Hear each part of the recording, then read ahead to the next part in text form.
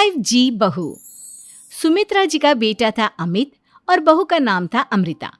सुमित्रा जी की बहू की बातें सुनकर ऐसा लगता था कि जैसे वो बहुत इंटेलिजेंट है, क्योंकि उससे कभी भी कोई भी सवाल पूछो फट से जवाब दे देती थी। अरे भाई, उसके जवाब से तो गूगल भी पीछे रह जाता था। और इसलिए कम से कम सुमित्रा जी के घर में तो किसी को भी गूगल की जरूरत ही नहीं पड़ती थी। जब भी घर में कोई बात चलती, कोई कुछ भी कहता, तो अमृता फट से कह देती, ये तो मेरे साथ भी हुआ था, मुझे इसके बारे में सब मालूम है। एक दिन सुमित्रा जी अमित और अपनी बहू अमृता के साथ अमित के बुआ जी, फूफा जी यानी कि मुकेश और उर्मिला जी के यहाँ पर मिलने के लिए गए। अरे बहुत अच्छा किया अमित बेटा, इतने दिनों के बाद आए हो तुम। हाँ सुमित्रा भाभी, कभी तो आ जाया करिए अपने बच्चों को लेकर। आपकी बहू के आने से तो हमारे घर में भी रौनक आ गई है। वो क्या है ना, अमित ऑफिस के काम में बहुत बिजी रहता है, इसलिए उसे तो वक्त ही नहीं मिल पाता। अच्छा, लगता है नौकरी काफी मुश्किल है अमित की। अरे नहीं फूफा जी, ऐसी कोई बात नहीं है। आप तो जानते हैं ना प्राइवेट जॉब में कितना काम होता है। अरे कोई समझे ना समझे, मुझे तो पता है प्राइवेट नौकरी में इतना काम करना पड़ता है कि इंसान की आफत आ जाती है। लेकिन बेटा, तुमने तो कभी जॉब की ही नहीं, तुम्हें कैसे पता? अरे जॉब नहीं की तो क्या हुआ मम्मी जी, सब जानती हूँ मैं। सबसे पहले ऑफिस में जाओ, वहां पर अपनी एंट्री डालो, उसके बाद दिन भर सिस्टम पर बैठकर काम करो। चारों तरफ कैमरे लगे होते हैं, आप अपनी नजर इधर की उधर नहीं कर सकते। उसके बाद दिन भर बॉस की चिक चिक सुनो, वो अलग से। यही सब होता है, मुझे ना सब पता है। अरे बहू रानी तो काफी इंटेलिजेंट है, हर बात की खबर है इसको। थोड़ी देर बाद, अब देखिए सुमित्रा भाभी, इतने दिनों के बाद आई हैं आप, खाना खाकर ही जाना, ऐसे तो मैं आपको जाने नहीं दूंगी। वैसे बुआ जी, खाने में क्या बनाया है? वो क्या है ना बेटा, आज तुम्हारी बुआ जी की तबीयत थोड़ी ठीक नहीं थी, इसलिए हमने सोचा कि जब तुम लोग यहाँ आ जाओगे तो बाहर से खाना मंगवा लेंगे और साथ में बैठकर खाएंगे। लेकिन बस प्रॉब्लम इतनी सी है कि मुझे बाहर से खाना ऑर्डर करना नहीं आता। सोचा जब अमित आएगा तो उसी को बोल दूंगी। अरे मुझे आता है ना, मैं कर देती हूँ ऑर्डर। बताइए क्या क्या मंगाना है आपको? इटालियन, कॉन्टिनेंटल, इंडियन, पंजाबी, सब पता है मुझे।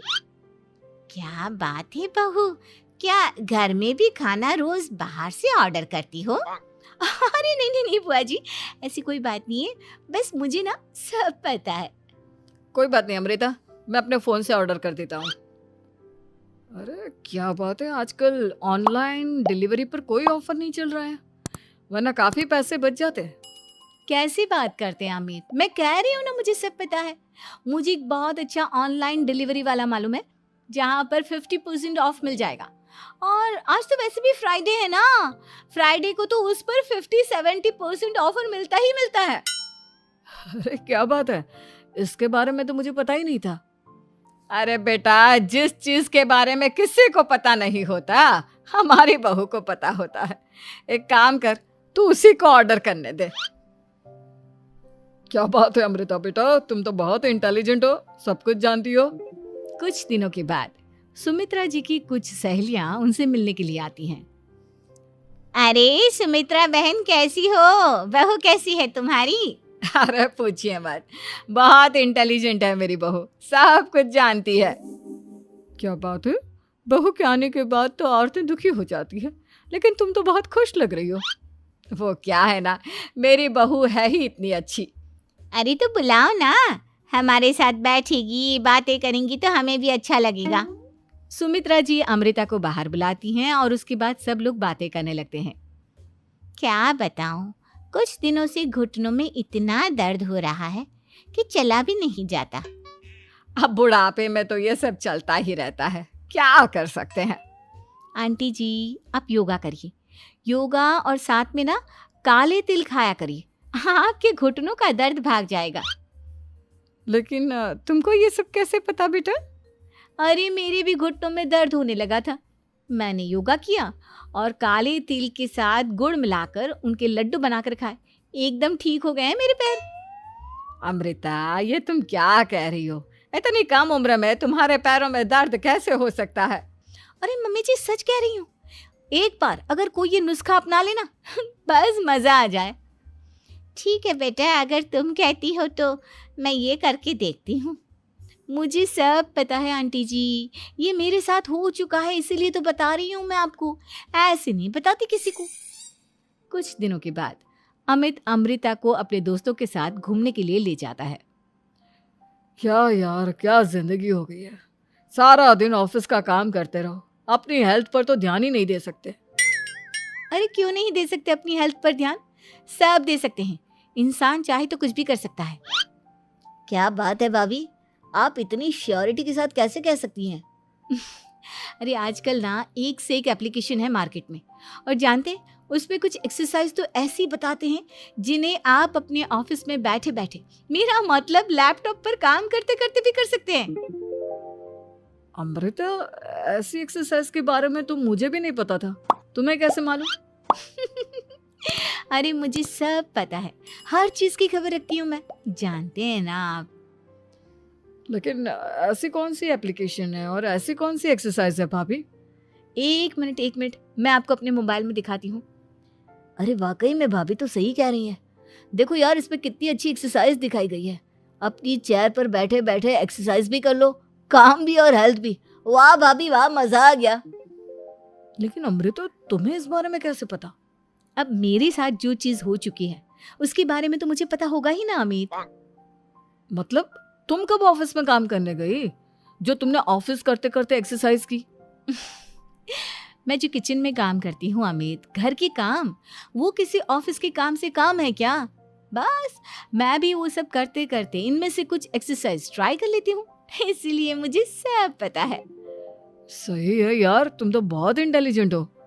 कुछ दिनों के बाद ये क्या है? एक दोस्त ने मेरे साथ एक मजाक किया है, लेकिन समझ में ही नहीं आ रहा। अरे बेटा, तो अमृता से पूछ लेना, उसके पास कोई ना कोई जवाब जरूर होगा।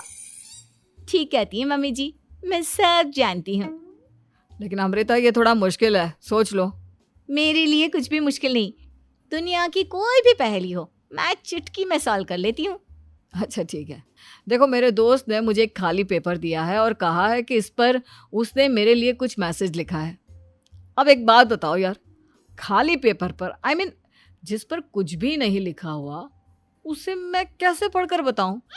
अरे बस इतनी सी बात, इसे तो मैं चुटकियों में सॉल्व कर दूंगी अमित।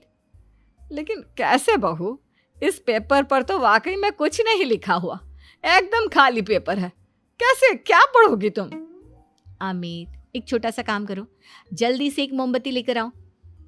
अरे बहू, पेपर में आग लगाने का इरादा है क्या?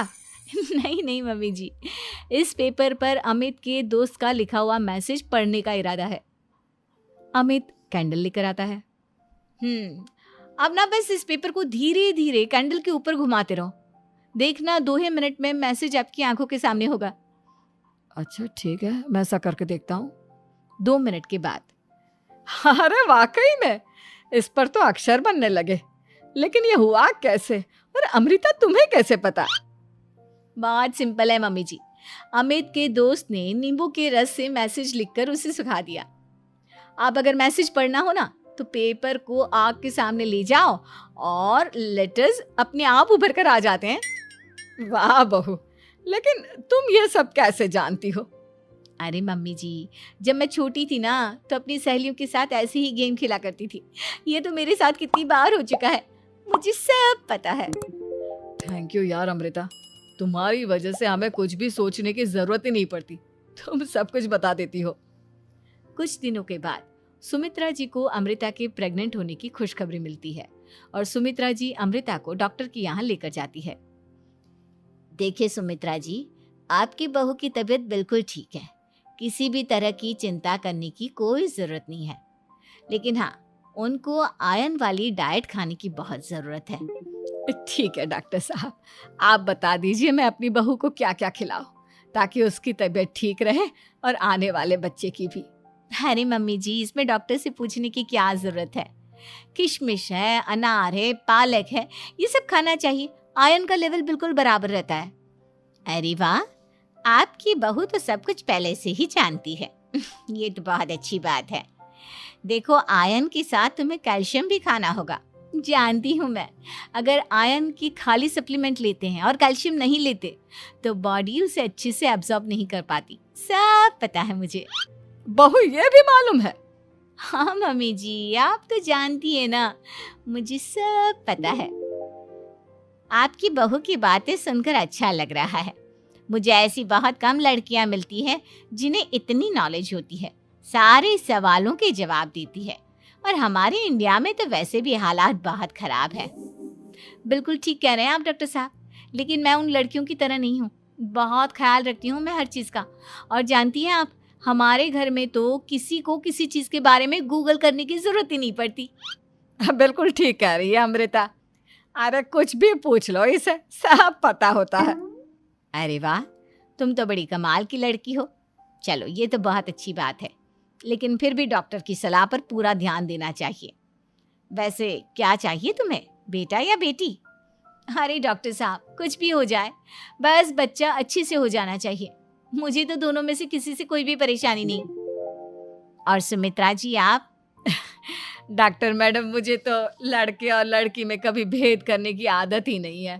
पोता आए या पोती, मेरे लिए तो दोनों एक बराबर है। सुनकर अच्छा लगा। वैसे आप जानती हैं, हमारे यहाँ पर तो लोगों को बड़ी बेचैनी रहती है ये जानने की कि पेट में लड़का है या लड़की, लेकिन विदेशों में ऐसा नहीं होता। हाँ, वहाँ पर तो सब कुछ पहले से ही बता देते हैं ना। ये भी कोई बात हुई भला? लेकिन तुम्हें कैसे पता कि वहां पर सब कुछ पहले ही बता देते हैं? अच्छा हाँ, तुम तो सब कुछ पहले से ही जानती हो ना। तुम्हारे साथ तो सब कुछ पहले से ही हो चुका होता है।